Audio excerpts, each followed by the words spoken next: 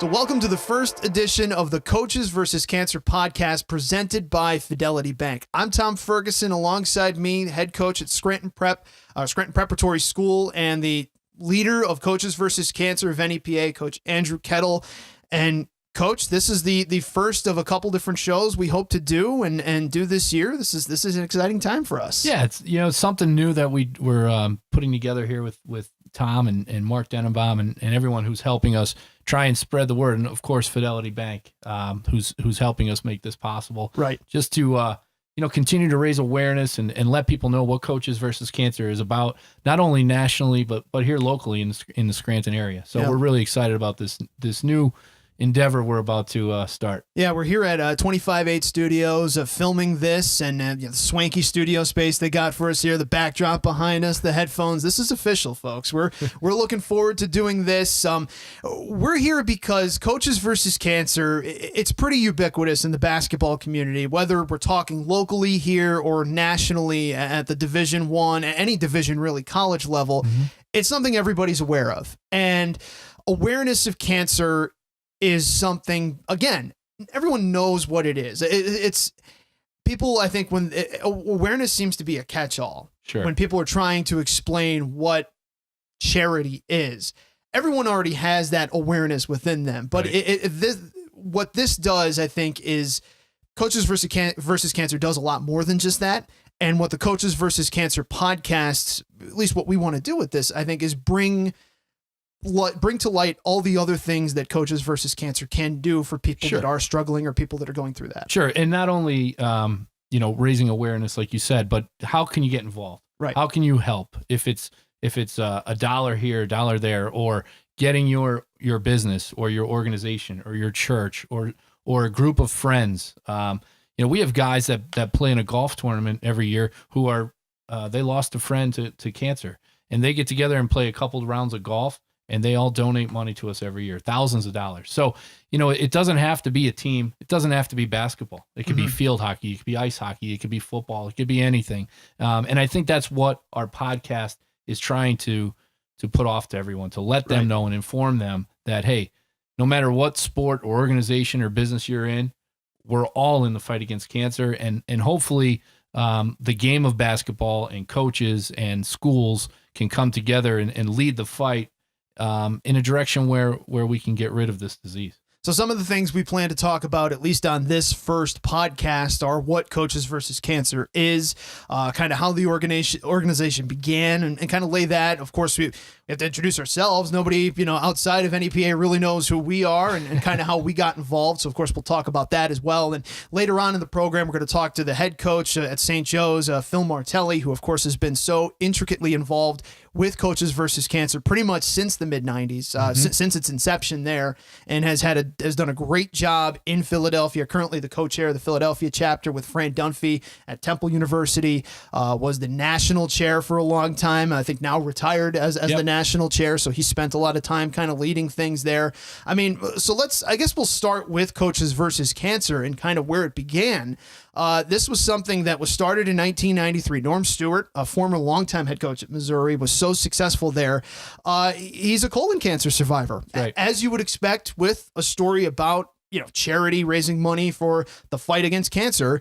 The person that started it was affected by it, and he diagnosed in 1989, missed a couple games of that season, underwent invasive surgery, chemotherapy. Cancer survivors and people that have gone through this, they know that story. They understand what that fight is like. And he eventually came back onto the sidelines and decided that they needed to start raising money for that. And it started pretty much with, I think it was every 3-point shot they made in the 1993 season, $1 or so was donated back to Coaches versus Cancer. And that's just kind of how this thing started. Yeah. And they then became partners with the American Cancer Society and the NABC, which is the National Association of Basketball Coaches. Mm-hmm. So it's a great partnership between two organizations that are strong with the American Cancer Society's research and helping folks who are going through cancer.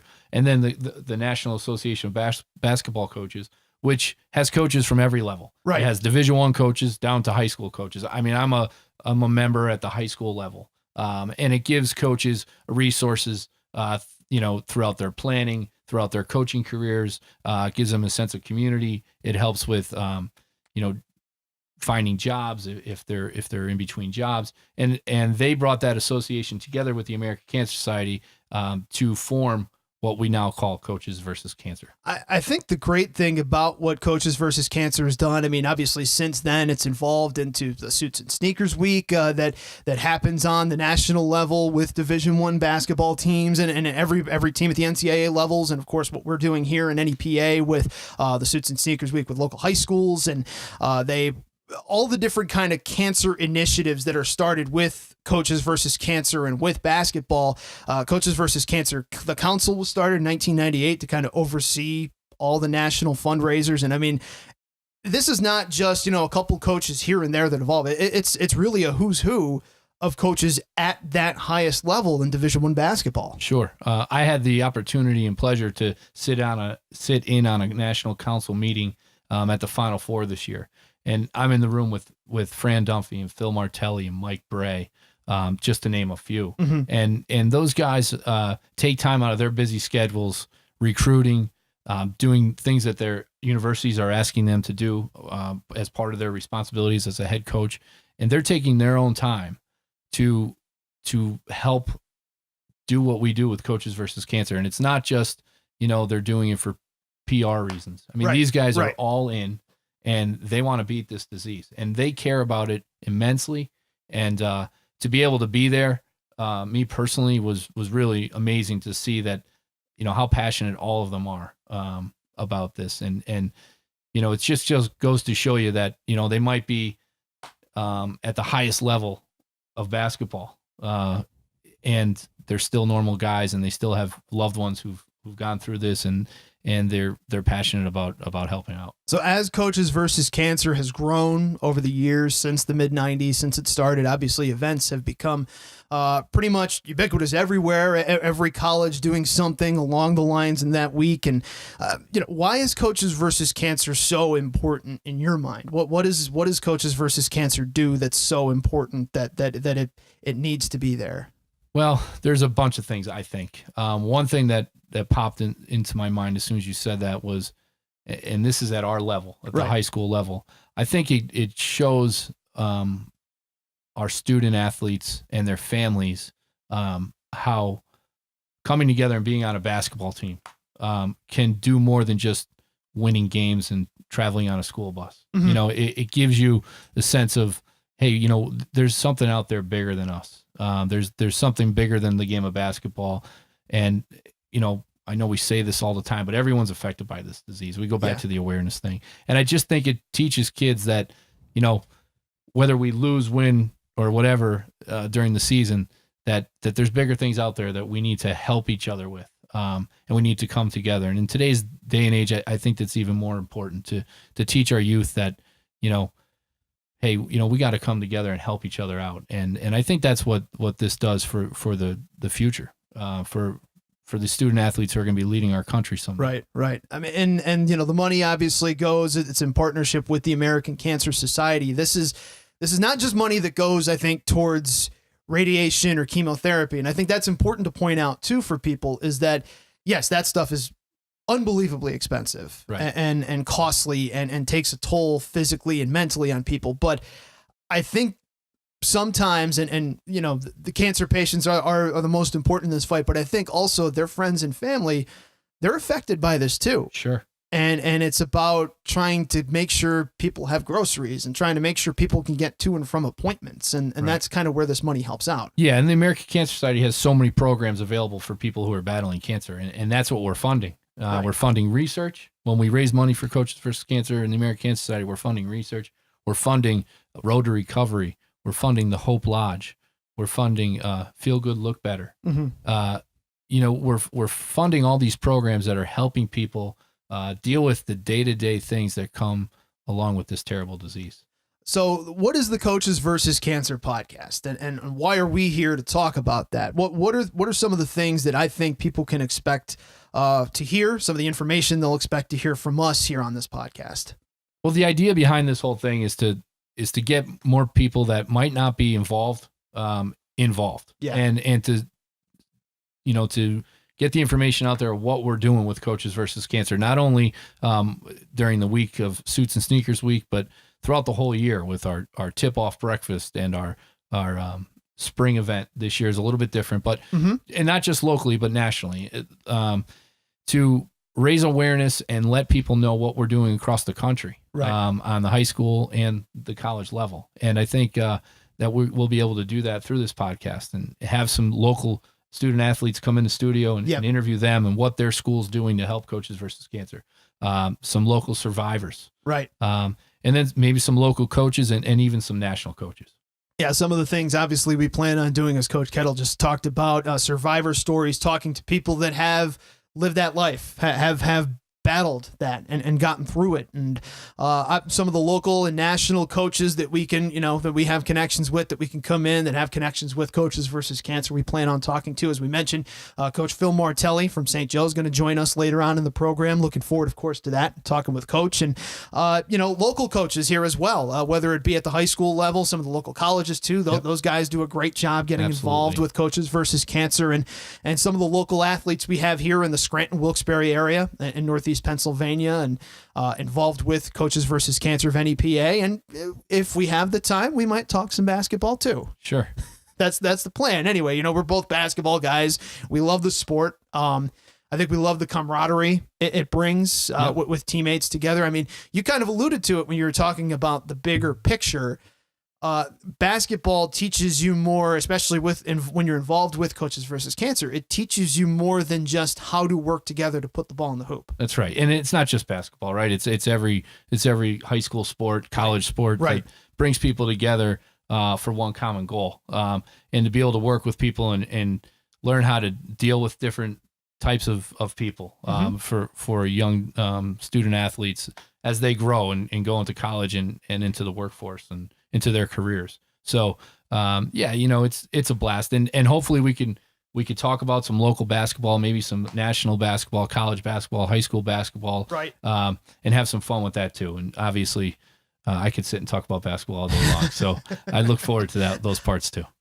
So who are we? I mean, that's really the question I think some people have that maybe aren't from the Scranton area that are watching this and listening to us. Who are we to talk about this? And I'm Tom Ferguson and he's Coach Andrew Kettel. And Coach, we'll start with you. I mean, you've been coaching in our area for 14, 15 years now as a head coach. This is my 12th year as a head coach. 12th year. Yep. I started off at Scranton Prep as an assistant in 2001. I was there for 6 years. Then I went to Lackawanna Trail as the head coach for 6 years, and now I'm entering my 6th year at Scranton Prep as the head coach. So what's kind of your favorite part about coaching high school kids basketball? What's kind of your favorite part about that? I think the beginning, bringing everyone together, selecting the team is a hard part. But getting the guys to buy into their roles on the team and to work with them on setting goals for the season, and then getting after it every day of practice. I absolutely love practices. That's the most fun. And the best part about basketball at the high school level is we start in November and hopefully go into March. So it's a long season and we practice 6 out of 7 days a week. Right.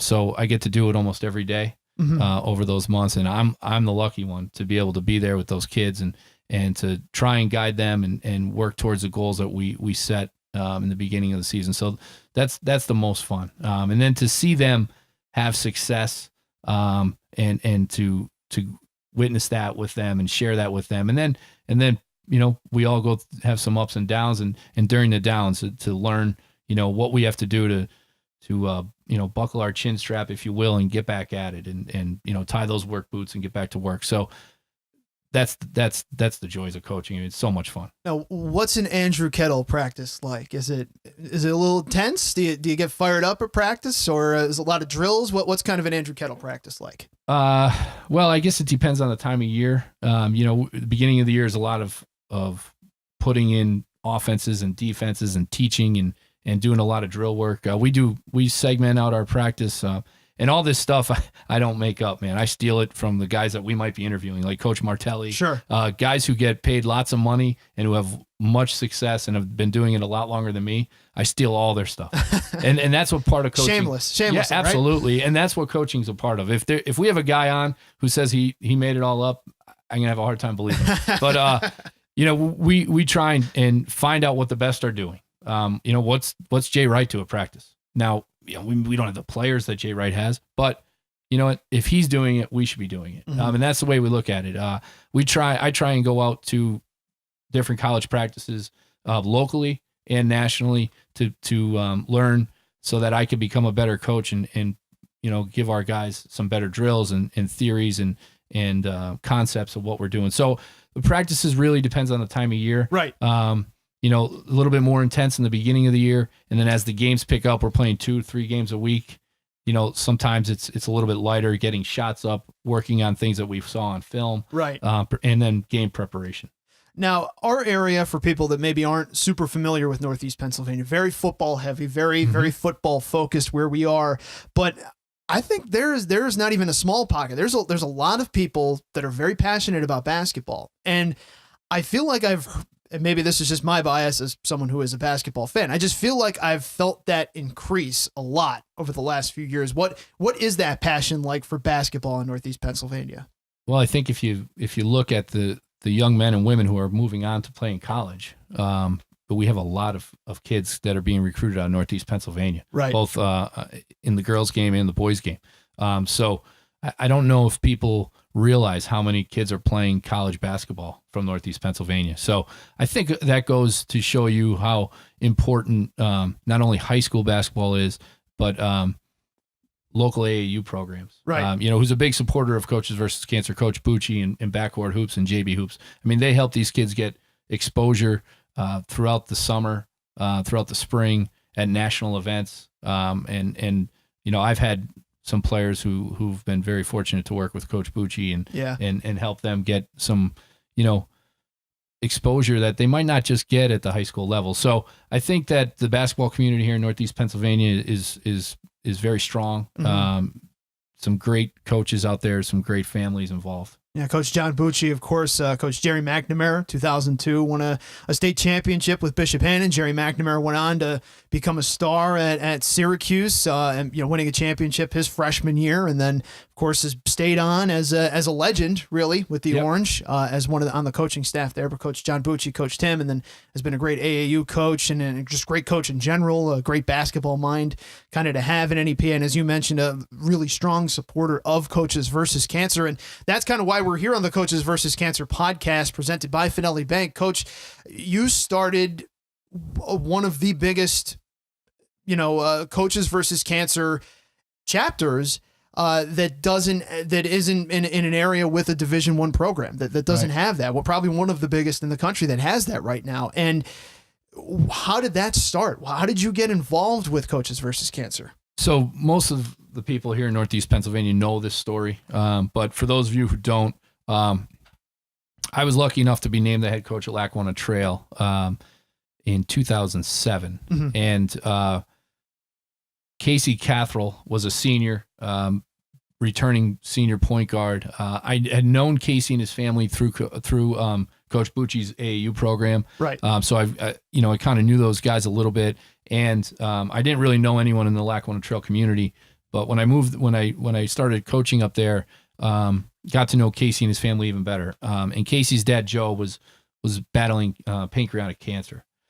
So in the beginning of the season, I had a talk with Casey and just said, hey, I know what's going on. Just let us, if you have to be with your dad or your family, I don't need a call or a text message or an email saying you're not going to make something. Just, I know it's understood where you are. Right. And Casey never missed anything. And he used basketball, I think, as an outlet as a young man, watching his dad battle this terrible disease. Right. So when I saw how Casey handled it and how mature he handled it and saw the struggle that they were going through, I went home one day and turned on a game, and it was a Coaches versus Cancer game.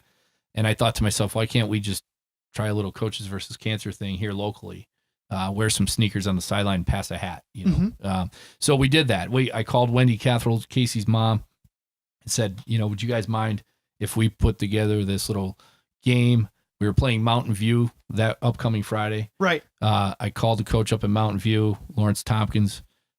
Next thing you know, we pass a hat at a game, and it was, maybe $1,200. From that point, it just, the people of Northeast Pennsylvania, and unfortunately, people give me all this credit that I started this, but I was at the right place at the right time, if you will, with a great family, and I got lucky by turning on the TV and seeing a Coaches versus Cancer game, to be honest with you. Right. And I the idea came to my mind. Do you remember what game it was?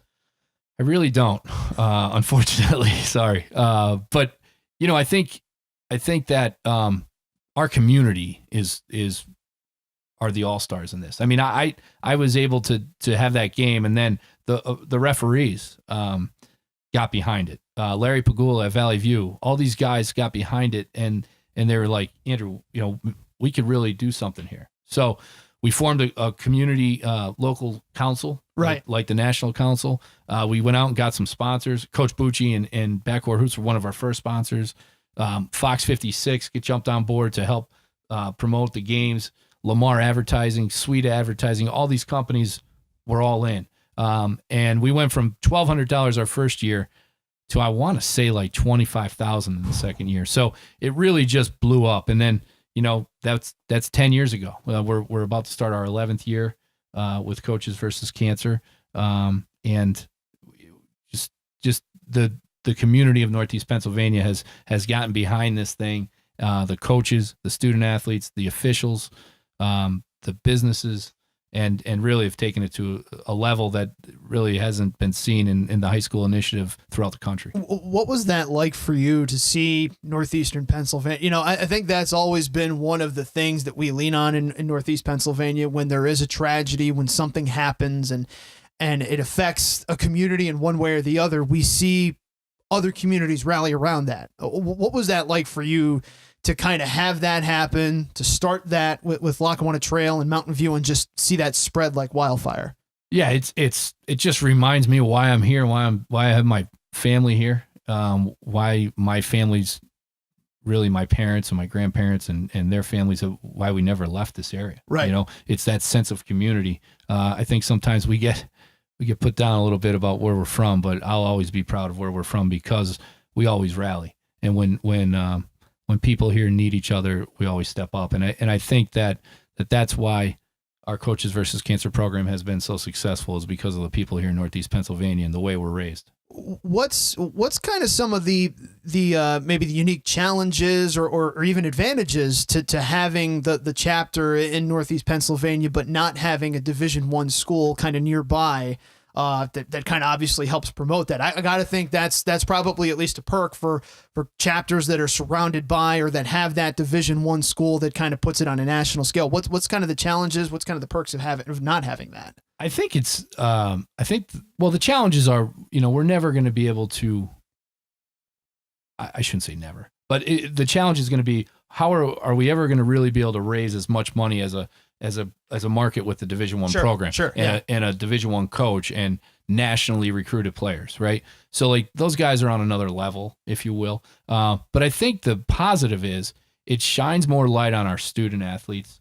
It gives them maybe a little bit more feeling of importance when they take the court that week. Right. It teaches them a lot of life lessons, but it focuses on the great game of basketball that week, and how we can come together through the game to, raise more money, and just be there for each other when we need to.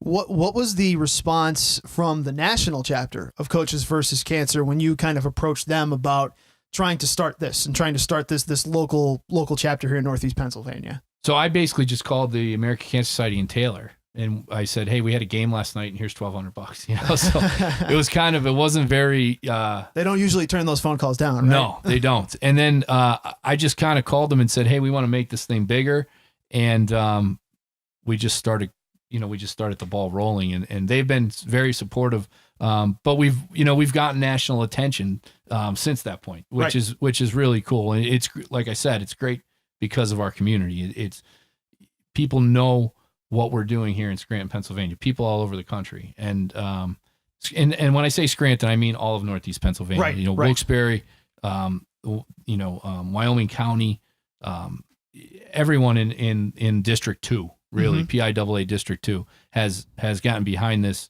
And that's the thing that people nationally are amazed with, that that we have a week of games with, 42 schools and 84 teams, boys and girls, and they're all a part of it. And I think some of the unique things that happen with those events, talking here with Coach Andrew Kettel, the leader of Coaches versus Cancer here in NEPA on the Coaches versus Cancer podcast presented by Fidelity Bank. I think the thing about what happens locally is that you get all those stories start to come out of the woodwork from the different school communities, whether it be at a school up a little north of Scranton in at like a Valley View, like you mentioned, a little north of us in downtown Scranton at Scranton High School, or further down into Luzerne County with some of the Wilkes-Barre area schools. There are stories from everybody, and it feels cliche to say it. Everyone's been affected by this, right. And I just think people sometimes don't realize that until they start to hear those stories come out. And I think that's one of they're sad stories, don't get me wrong, but it's one of the cool things that's come out of this is you realize, wow, this is something that is personal and that affects a lot of people. Yeah. And the thing that is, I think, really great about the Coaches vs. Cancer program here locally, if there's a school that's involved and they sell some T-shirts, and it doesn't really matter how much money they raise, as long as they're involved. I mean, we have schools and teams that are involved, and then we have schools and teams like Elk Lake and Valley View who have set the bar locally. I mean, they have set the bar probably nationally. I mean, Elk Lake is one of the smallest schools in our area, right? And they every year in and year out raise tens of thousands of dollars for Coaches versus Cancer, and they're totally behind it. Their administration, their students, their local businesses, their families, and they do an amazing job. But again, if there's a school that raises $100, it's great. As long as we have everyone involved and everyone, being a part of this, that's all that matters. And we need more schools. We need more coaches. We need more middle schools, grade schools, organizations to jump on board. So obviously the Casey Catherall story was kind of how you got started with Coaches versus Cancer. I mean, what is your personal connection to cancer? Do you have someone in your life that has been affected that way? Yeah, I mean, unfortunately, a bunch. Some family members, a lot of friends. It's to the point where you try and think about the people that may have passed away that weren't affected by cancer, right, in my life. So it's tough. I mean, I lost a good friend last year who has 3 boys at home now without a dad. And we have to continue to do stuff so that we don't have more families going through stuff like that. Yeah, when I was in high school as a senior, we got word that my father had cancer, had lymphoma. And thankfully, he's been in remission for the last couple of years, has been pretty much cancer free. I want to say for the last 4 or 5 years or so. So, which, he's one of those stories. He's one of the stories of people that have survived, have gotten out to the other side, have battled cancer and won. And he does a lot of work locally with local cancer chapters. I think the Northeast Cancer Institute, they do the Hope Ball, the Ball of Hope every year. And he's on the board and does all that. And obviously he gives back his time for that, but it's tough. So I can obviously empathize with Casey and what he was going through, because it was similar situation. Yeah. Senior year of high school, you're trying to think about what school you're going to. I wasn't someone that was going to go play basketball somewhere else. I mean, that, with like a name across the front other than like some shirt I brought from home, but it was still something where I, was kind of playing with this on the back of my mind. Sure. And, I have 4, I have so many, I have to try to keep track of them. I have 4 sisters. I have a brother, a younger brother, and, my mother. And I always have it in my mind, those like moments where, you kind of have to be the rock, right? You kind of have to be the person that, your father, whoever is affected by cancer, they can't have their normal strength. And you kind of need to replace that. Sure. You kind of need to be that rock. And it's a lot of pressure to put on a high school kid. Especially on a 17, 18-year-old kid. Exactly. Yep. Like I said, there's already just trying to get to graduation, just trying to get out of high school. And you kind of have that pressure on you. It's a lot to deal with. So it's hard. And obviously my story, comes out a little better than how other stories end. I have a couple cousins that have had cancer one way or another, have been able to beat it, but I know a lot of other people that weren't so lucky, right? Didn't have that, and it's really tough to kind of deal with. Right. But I think it really, what I loved about how my father handled it. And I think, it just really depends on how the chemo affects you and how all those things do, because they can make you feel really, really bad. Sure. He never lost his sense of humor, no matter how down he was feeling about himself. And there were times, he had a stem cell transplant that was eventually the reason he is where he is today. Right. But we were lucky to have a lot of generous friends and family that had a benefit for him. I want to say in 2008, maybe a year after he got diagnosed. And our one family friend had a vacation house in, I think it's down in Delaware, Rehoboth. Okay. And they're like, if you guys want, you can use it, use it for a weekend or use it for a week or whatever, feel free, go for it. And my dad would say to that, all right, cancer, free vacation, paying off. All right. And it's just that kind of, it's that kind of way of just trying to handle it, roll with it. Get through it. That I think is so important. Mm-hmm. And it really varies person to person, like I said, but it's tough. Yeah. It's not easy. And I think story like your dad's and there's so many of them out there that we've had cancer survivors at our breakfasts, at some of our games at Suits and Sneakers. We get up and tell their story at our gala in May. So that's another thing that we're going to be able to do with the podcast, right? Is have some local cancer survivors come on, tell their story of what they've been through. Mm-hmm. And it just reinforces, when you hear those personal stories, it just reinforces, why we're here doing something like this on a Sunday morning, right? Why we're having games, why we're selling t-shirts, and why we're trying to, as Coach Martelli would say, crush cancer. Yes. Why are we trying to do it? You're and when you hear those personal stories, it reinforces it every time I hear one. You're going to hear Coach Martelli say that a lot, that he wants to crush cancer. That's like his main thing. Coaches versus Cancer and NEPA. What are some of the events? The tip-off breakfast, that kind of kicks the season off. Right. But then, of course, as basketball season kind of gets rolling and gets into it, there's a couple different events that people kind of, especially in our area, have to kind of look out for. Yeah. And if you remove the whole cancer thing, okay, and you just think about local basketball, from a basketball guy's perspective, what I really like about the tip-off breakfast and the Suits and Sneakers, is it focuses on, it sheds some more light on basketball. And the tip-off breakfast, it's kind of like, okay, basketball season's here. It's close. We're getting close. Right. We bring in coaches to speak. We have survivors. And it starts the juices flowing for us basketball nuts, to really get started. So we have that, and that breakfast is great every year. This year it's at Scranton High School, and we have MetLife as our presenting sponsor, and we have Coach Fran O'Hanlon from Lafayette College as our speaker. And we have some local survivors in. And then we have our Suits and Sneakers Week in January, which all the schools, boys and girls, basketball teams throughout Northeast Pennsylvania, throughout District 2, in some way are a part of it, whether it's selling T-shirts or just making a donation or raising the bar like some of the other schools do.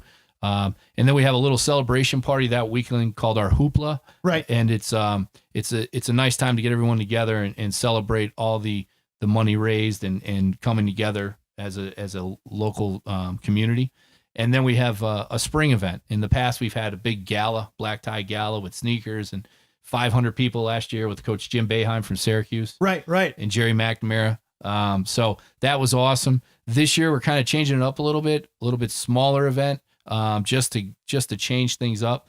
Obviously, we're still trying to raise money, still trying to raise awareness, still trying to continue to in the fight, just kind of changing up the venue and the amount of people and make it a little bit more casual. Mm-hmm. So that maybe in the future we could bring back the gala, bigger and stronger. Right. And some of the things obviously that happened with that are silent auctions of different things. And obviously all the money is for cancer, cancer research and to go to the American Cancer Society. Yep. Cancer research, local programs like we talked about before that help people going through cancer. Right. So that's kind of where we're at right now. And of course, we're going to be talking to Coach Phil Martelli and kind of get what his thoughts are on what the fight against cancer looks like with Coaches versus Cancer here on the Coaches versus Cancer podcast.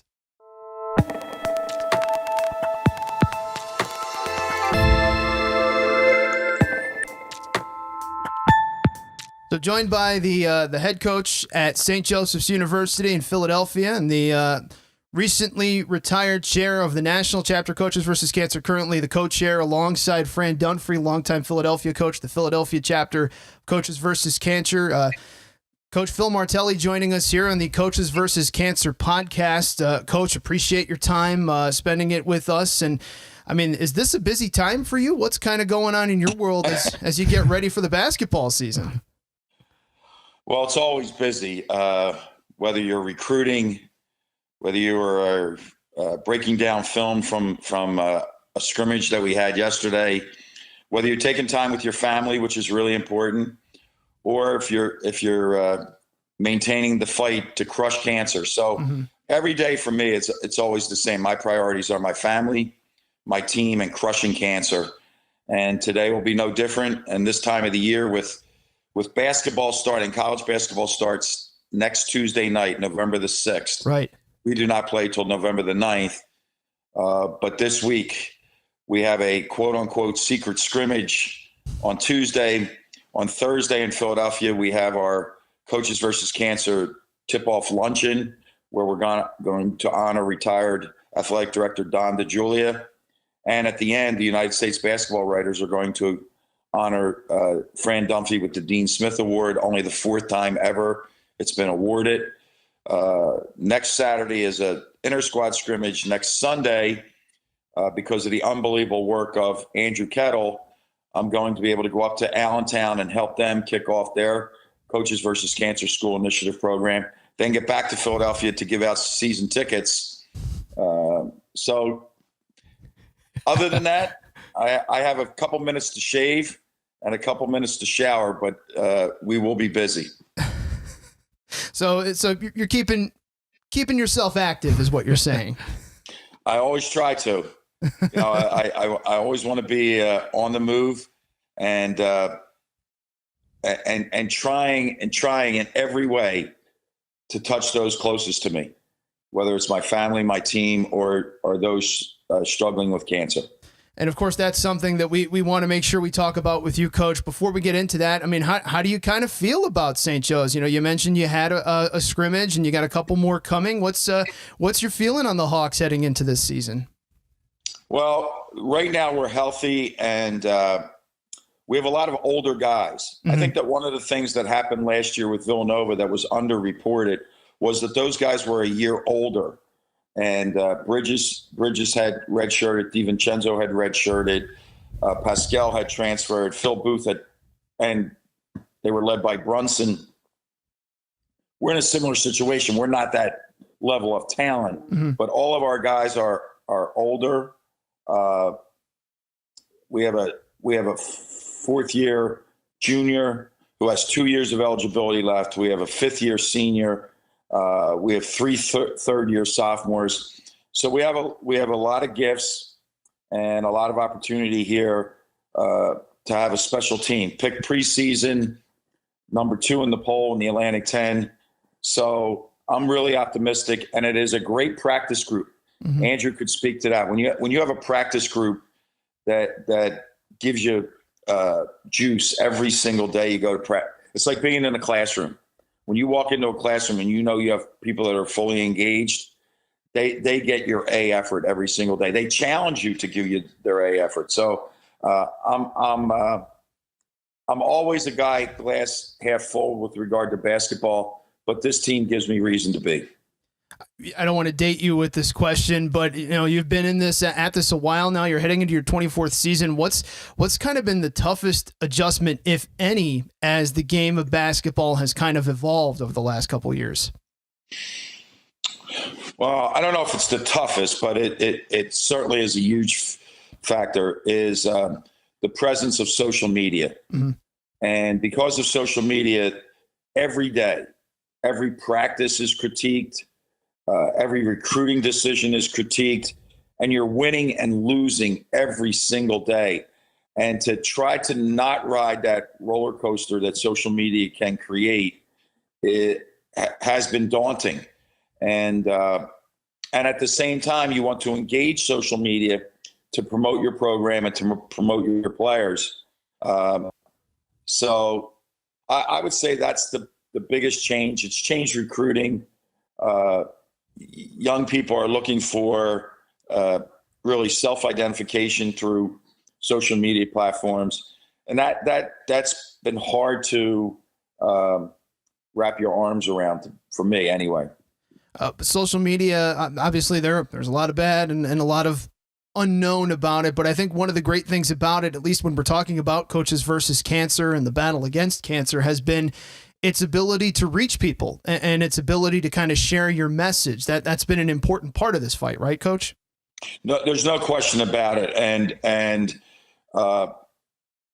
it's allowed this thing to go across all spectrums of basketball. So the unbelievable job that Andrew does in Scranton, the next week starting an Allentown version, in Philadelphia the other night, having a chance to pick up $5,300 from a group of guys who are interested in basketball. And it's all done by word of mouth. And the thing that I'm anxiously looking forward to, and I hope that it is in my lifetime, is that one day we can go on every social media platform, every newspaper that's still around, every 24-hour cable news network, and the words go across your screen that says cancer-free.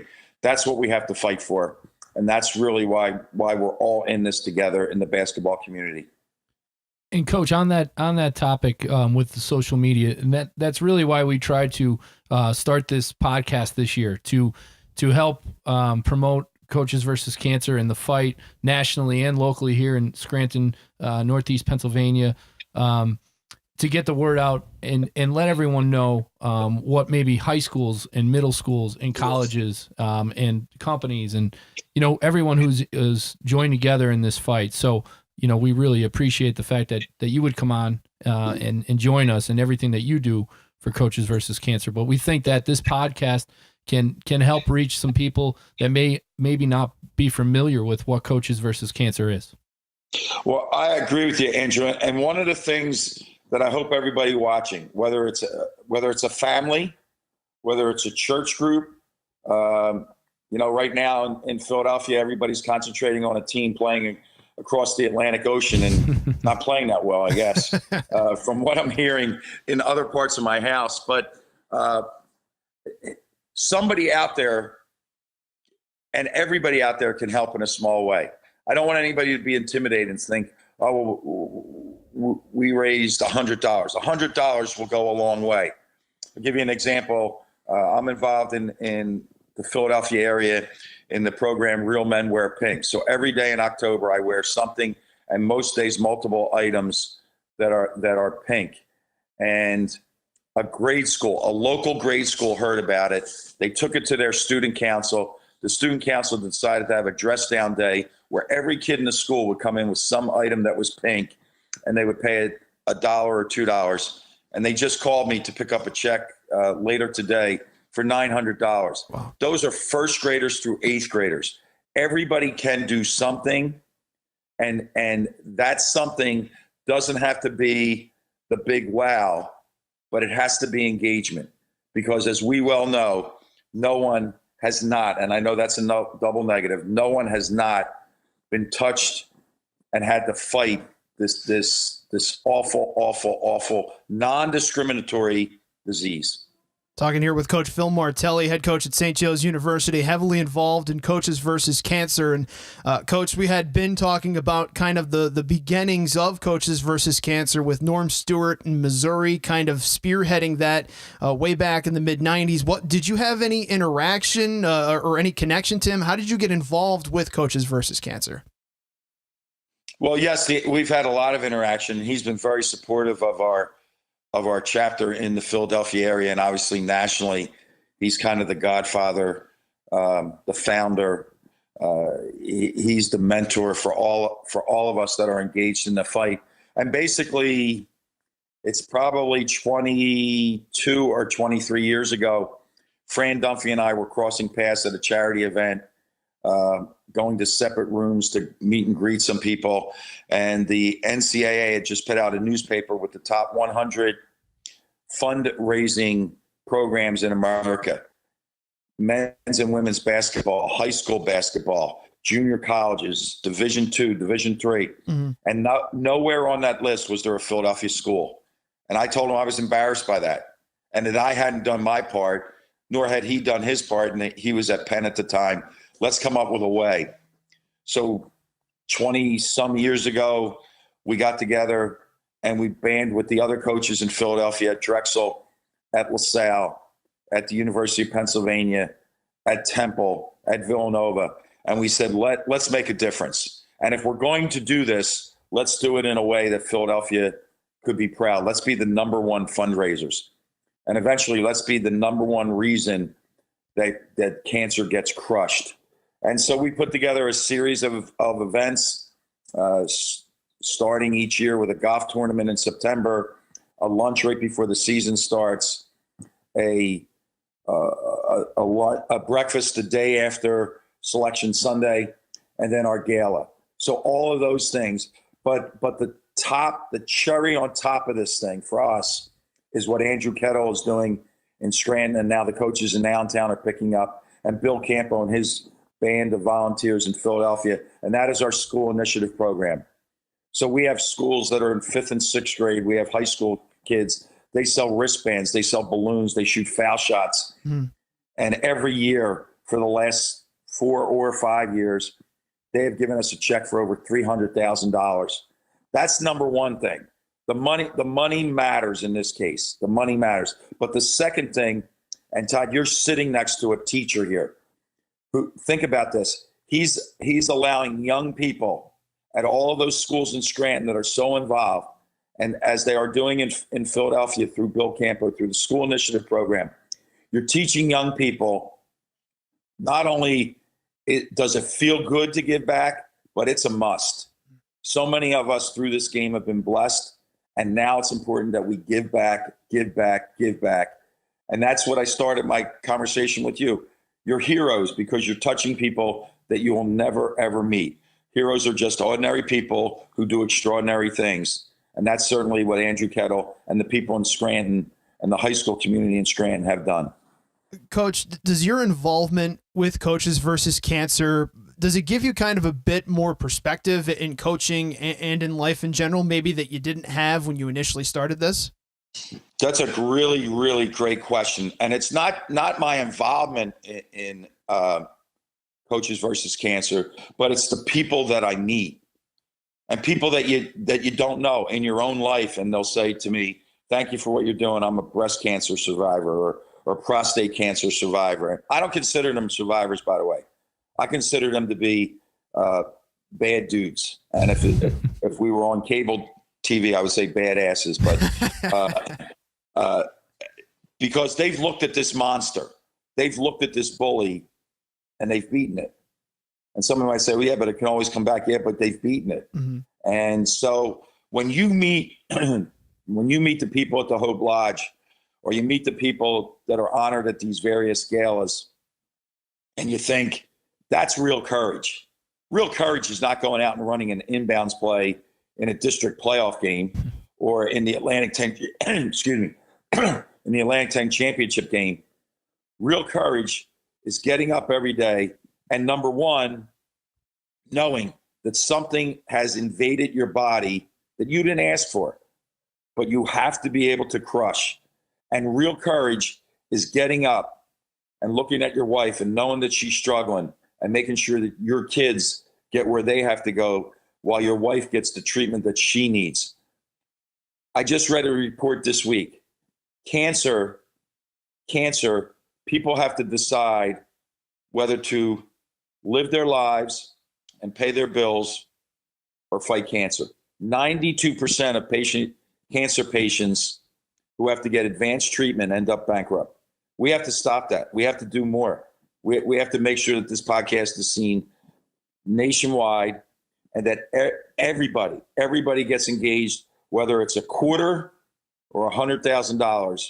We need everybody to give it to the experts and say to the experts in a Philadelphia way, solve this today. Well, Coach, that leads to my next question, too. What would you like to see Coaches versus Cancer continue to do, start to do, or even do better in the future as this program continues to spread and get more and more awareness? Well, I think it's great that we talk about awareness, but I don't think there's anybody out there that doesn't know, cancer's a bully. Right. And cancer's a really bad thing. I think that one of the things we have to really concentrate on in our program is the ripple effect. So yes, we know somebody, and both of you guys know multiple people that are dealing with cancer today. But have we thought about their loved ones? Have we thought about their business associates? Have we thought about their extended families? And we have to do everything we can. We have to do everything we can to make sure that they are not overly impacted. Obviously, they're impacted, but we need to do more. And then every coach, and Andrew knows this, and Andrew lives this, every coach, I think, has to go get one more coach. Because there's somebody out there who thinks, and I'm not bad-mouthing anybody, well, I'm too busy. Well, how about if your mother or father or your son or daughter got that call? Are you too busy then? So I would like to see more coaches. I'd like to challenge all of us by the end of this year that we've increased our number of coaches by 100%. That means all of us go get one. Great. Coach, the one thing that I think I've seen over the past 10 years that we've started Coaches versus Cancer here in Northeast Pennsylvania is not only has it raised money and raised awareness, and I think for the game of basketball locally at the high school level, and for the camaraderie among coaches and teams, on that week of Suits and Sneakers Week, the rival is cancer. And it's not just that week, but when the games mean so much that week, you see teams come together and schools come together and coaches, and it just brings everyone together in this fight. And I think that that's one of the things that high school, middle school, maybe even some college leagues and conferences, if they were to look at that part of it as well, that it brings a sense of pride to your program, to your league, to your division, and amongst the student athletes and coaches. It really brings everyone together. And that's personally, that's one of the things that I find the most rewarding aside from the monies raised in the cancer awareness and helping people fighting disease. I wholeheartedly agree with you. And I think it really resonates in two words. Like every school, so it's Scranton Prep, I guarantee you they have a very, very active community service, right? At the new school that's going to go into Wilkesboro, they're going to have a community service project. That's what we're doing. And our community that day and that week and through this program is not St. Joseph's, it's not Villanova. Our community is the community touch, which is all of us by cancer. That's our community. And if you put the words together, community service, we're giving back. And I salute the high school coaches, the middle school coaches, the grade school coaches in all sports now that are getting involved, because you're teaching the young people on your team, not just the game, that you're not just coaching them in basketball, but you truly are mentoring them and setting them up. If I walk around the St. Joseph's campus where community service is a huge part of their education, these are behaviors learned and they on almost by osmosis taken on from high school. When you say to them, what were you involved in? What was your engagement in high school? And then they take it to the college level, and therefore we're making better communities. So I am with you. It's not a game that night against Hazleton for you, or when you're in the state tournament, it's not against Imhotep for you. if you can look across and say, you know what, that guy's a good guy, and because he's in the fight to crush cancer.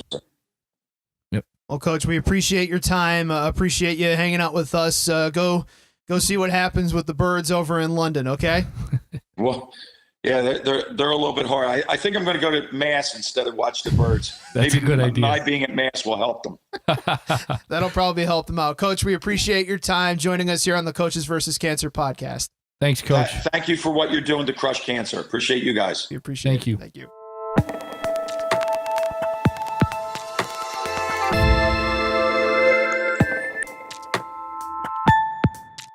So thanks to Coach Phil Martelli from St. Joe's for joining us here on the Coaches versus Cancer podcast presented by Fidelity Bank. And, he said a lot of great things, obviously, about the fight against cancer. Talked a little bit about the Hawks as well, too. They could be kind of interesting in the A-10. They're preseason number 2. They're getting 2 guys back that were injured last year, Charlie Brown Jr., Lamar Kimball. They were both injured. They didn't play last year. They're third team all-conference right now. As he mentioned, they're got some experience coming back. He's excited to see where they might be at. Yeah, I'm excited to watch them too. Through the Coaches versus Cancer thing, getting to know Coach Martelli, I've become a little bit more of a Hawks fan, if you will, just to cheer on him and his group. And recently I was able to go down to one of their practices, and they look really good. They look healthy, as Coach said. Fresh Kimball played at Newman Goretti, so he's a Philly guy. He's back, and he's fun to watch. He's a tough point guard. They're gonna be fun to watch. Charlie Brown is electric. He could score. The Atlantic 10 is great basketball, and I'm excited to watch Coach Martelli and his squad as they move forward. It's been interesting to kind of see how conference realignment has kind of shaken things up. I mean, we haven't really had a ton of that in the last couple of years. I think the dust has kind of settled on that for now anyway, until everybody's TV rights come up again. Sure. A lot of money gets thrown around at people. But, I think the one interesting thing, at least about the A-10, was that they had their media day in Brooklyn at the Barclays Center. Right. And I think that's probably where their conference tournament is going to be. I mean, the A-10, you don't typically think of New York City, Brooklyn, when you're talking about that. I mean, that's a big stage for a lot of these schools. Yeah. I think they've bounced around the Atlantic 10 tournament. I think they've been in Atlantic City a couple times, yeah. right? So Brooklyn is a huge venue and obviously a huge market, right, for the Atlantic 10 to go into. So it's great basketball. I mean, if you're looking to get to a college hoops game, jump on the Turnpike and go down to St. Joe's or LaSalle. Any of those Atlantic 10 teams, obviously any of the Philly teams, right? But tickets aren't expensive, and the basketball is high quality. Especially if you can see a game in the Palestra. Yep. And go watch a game there. I remember traveling with Penn State, or traveling with a student bus out to the Palestra. My freshman year, Penn State played, I think it was Temple at the Palestra. And Penn State it was St. Joe's. I'm sorry, because I couldn't believe how many times the Hawk just kept doing this the entire game. Their mascot, by the way, does not stop doing this the entire game. The Hawk never dies. Yeah, they must have incredible upper body strength. I don't know how they do it. I mean, I've seen alums have the Hawk at their wedding, and he'll just stand in the corner and go like this the whole wedding. Hours. It's unbelievable. I would renew my vows if I can get the Hawk to do the ceremony. Maybe we can get him here on our show, just on the podcast. We have him right behind us, just doing this the whole time. But I was amazed by that. And Penn State, my freshman year, it was really a mixed bag the entire time I was there, because they were bad my freshman year. They won the NIT my sophomore year. They were bad my junior year. And then they made the NCAA tournament for the first time in forever my senior year. So it was really just kind of a roll of the dice. They weren't great my freshman year, but I just remember walking into the Palestra and seeing kind of the concrete steps, the stadium seating, that old building feel. It's a lot like, people in our area are familiar with the CYC, now the Lackawanna Student Union, and what Lackawanna College has been able to do to kind of refurbish that. It's that beautiful old basketball barn kind of feel in this old historic building right in the center of Philadelphia. Yeah, tons of history in that building. As far as Penn State goes, Coach Chambers has those guys really playing great basketball, who's also a big Coaches versus Cancer component and supporter. Coach Chambers has been here for some of our events. He's got them on the rise, man. They say climb with us. They're definitely on the climb. If he can keep, I think that their inconsistency seems to always be an issue with them, and it's tough because Penn State is that typical football school. Sure. That's the big ticket money there. And unfortunately, the basketball team has had some decent teams, but they just don't get the support maybe they need. But he's a great recruiter in Philly. Yep. Has a lot of connections down in Philadelphia. Obviously, we know Philadelphia has a great talent hotbed when it comes to that. You've seen some of those teams when I've run into them every year, unfortunately. when you get into the state tournament, you end up running into a lot of the recruits that end up going to Penn State and going to all these other Pennsylvania schools. But if he can get those recruits and kind of have them pan out, keep them there for a couple of years. I mean, he had Tony Carr there last year, who turned out to be a great player for them. Yep. I think he was the one that went to the NBA and was, I forget if he was drafted or he made a practice squad or something. Yeah, I'm like not that, sure where he's at right now, but I know he went professional. Yeah, and Lamar Stevens, a couple other guys. They've got some good players back. It'll be interesting to kind of see. That's speaking of conference realignment, kind of shaking things up. The Big Ten had their conference tournament in, I think was it Madison Square Garden this past season. That was interesting. Yeah, usually in Chicago. Right? It's usually Chicago, usually Indianapolis, something like that. But when they realigned and they got Rutgers and then they got Maryland and I think they were in DC a couple of years ago. Yeah. So they kind of getting those bigger media markets, trying to get into that. What's locally here? Scranton Prep has obviously had a ton of success. That you guys have had a great run with a lot of talented kids. Leo O'Boyle currently slinging the rock on the football team for Scranton Prep. Having a great year. He's doing great. They're primed and ready to run for district championship, possibly more into the state playoffs. Yep. But what are your expectations for what comes up here with Scranton Prep? Have you guys started your conditioning yet? Yeah, we're in the gym a couple days a week. We've been lifting all year. The kids are really dedicated. The guys who aren't playing a fall sport, that is, right. They're, like Leo and some other guys playing football. We had some golfers. We had some soccer players, Martelli, another senior who's a big part of our team. So, we tell guys, you only go to high school once. Go play football. Go play soccer. Go play golf. And then come play basketball when you're done, and right. We'll welcome you back with open arms. So, we're really proud of those guys having success on the soccer field, golf course, and football field.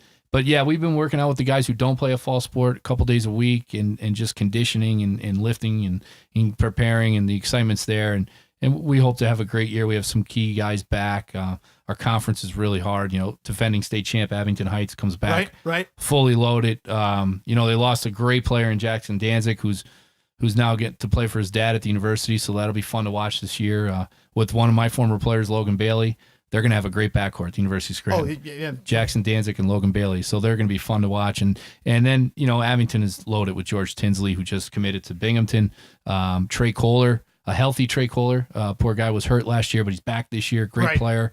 Jack Nealon, Corey Perkins, those guys had huge runs in the state championship. So Abington Heights is going to be really good. Valley View has everyone back. All their guys who played. I think they graduated one guy who was came off the bench, but their key guys are back. Coach Kirpus does a great job. Scranton High is always tough. West, Coach Lyons has been doing it forever. They're always tough. So our conference is really hard. Our exhibition schedule, we tried to go outside the area and play tough teams. We're playing Penn Ridge this year, who's a big 6A school. We're playing Father Judge, another 6A school.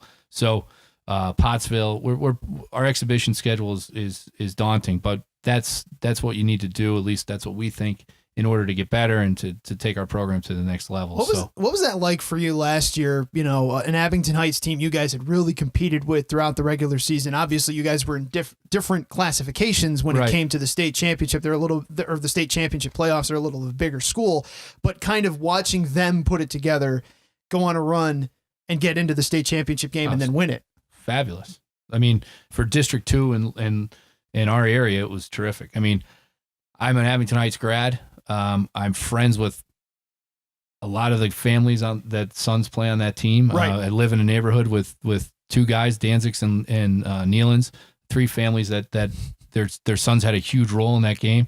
My son and I were there. My daughter, we were cheering them on. It was terrific. Obviously I want to be there. I think what it does for our area, not only does it bring out the pride of Northeast Pennsylvania, I think it actually, for me personally, it inspired me I got to get better. And what can we do, and what can I do as a coach to get my team to that level? So I think it inspired a lot of kids and coaches and area basketball. But we're we're proud of Abington Heights and what they were able to do. One of the other interesting things I wanted to talk about, at least with our area, what we're looking at in District 2 here in Northeast Pennsylvania, is what's going to happen, not this year, but next year, when Myers, a school in Wilkes-Barre, GAR, one of their biggest rivals down there, they've had two great basketball programs for a number of years now lately, and their other city school, Coughlin, this is their last season. This is their last season competing as separate entities because the sports programs are uniting. We just had the final Myers GAR football game yesterday. You were hobnobbing with Kadri Ismail and Rocket Ismail and hanging out with them. But it's who came back for that game. But those schools all combining, they're so talented when they can get those numbers up as a 6A school and start competing together. There's a lot of potential, at least just from an athletic standpoint, for that school to be very competitive in basketball. Yeah, they're going to be great. Obviously, they're going to compete at the highest level, I would think. Yes, 6A. So, big schools across the state are tough. They have so many kids to draw from. But I think, there's great basketball players in that area at all three schools. Right. And they'll come together and they'll definitely be very good. We play Myers every year. We open up with Myers every year. Coach Toole does a great job. Right. And then it seems like every year we've been matching up with GAR in the district playoffs. So, we've had some battles with both schools, and they're always very athletic. They're always, one of the top teams in the Wyoming Valley Conference. So if you bring Myers, one of the top teams in the Wyoming Valley Conference, and GAR, one of the top teams in the Wyoming Valley Conference, bring them together, they're going to be a bear. I'm really interested, especially with what they've been able to do down at Hazleton area with that team and how consistently good they've been the last 2 or 3 seasons. They were a couple possessions away from possibly winning a state, going to the state championship. They were right there too. We talked obviously a lot about Abington Heights here, but and you and I were talking off air about bounces going one way or another, kind of making the difference between a team getting to a state championship and losing in the second round, but.